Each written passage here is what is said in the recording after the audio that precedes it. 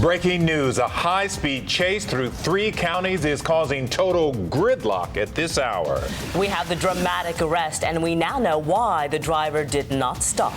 A school fight captured on cell phone video, but what sparked the melee? 11 News is next. Standing for Houston.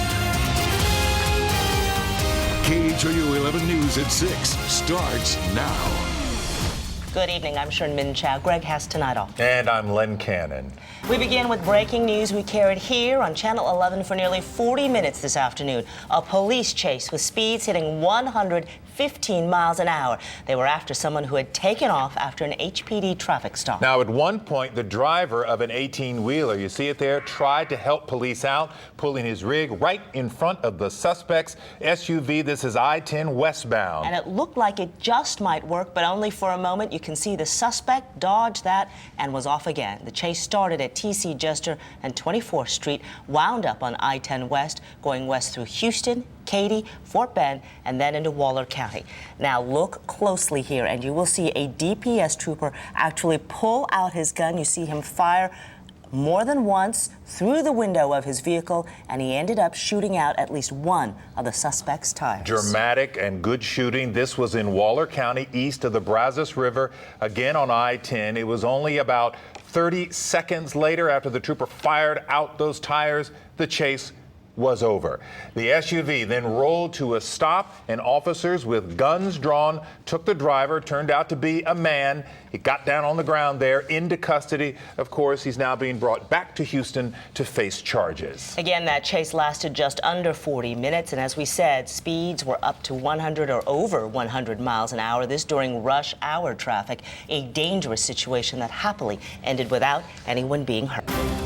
Updating that breaking news now, the high-speed chase that started in Houston and ended in Waller County when a DPS trooper you see there pulled up to the suspect vehicle. The trooper fired out the window, shooting out at least one of the suspect's tires, ending that chase on I-10 just next to the Brazos River. And that's where we find KHOU 11 News reporter Jeremy Diesel. He joins us live at a staging area where a bunch of police officers and deputies are. Jeremy? Yeah, several agencies are here, as is the suspect still. He's sitting right here in the back of that HPD cruiser. He identified himself to us as Hector Torres, and you won't believe this. He says the whole reason why this chase started, why he ran, is because he's drunk. Now, police have a very different story. They say they actually pulled him over in North Houston because a white Suburban had been seen as potentially involved in some burglaries in that area. They pulled him over, the suspect ran. He does definitely appear and sound like he is drunk here on this scene, or at least has been drinking. He admitted that to me when we talked to him just a few minutes ago. It's difficult to actually hold a conversation with the guy because he likes to curse a lot, and so it's hard to really kind of gauge. I asked him, why would you do that? Why would you put all these people at risk? And the only thing that he could say to me was, I didn't hit anybody. That was his whole reasoning behind all of this. Again, he is in custody of HPD. DPS is here. Precinct 5 constables are here. But another interesting note in all this, Precinct 5 constables say he's not the only person in custody.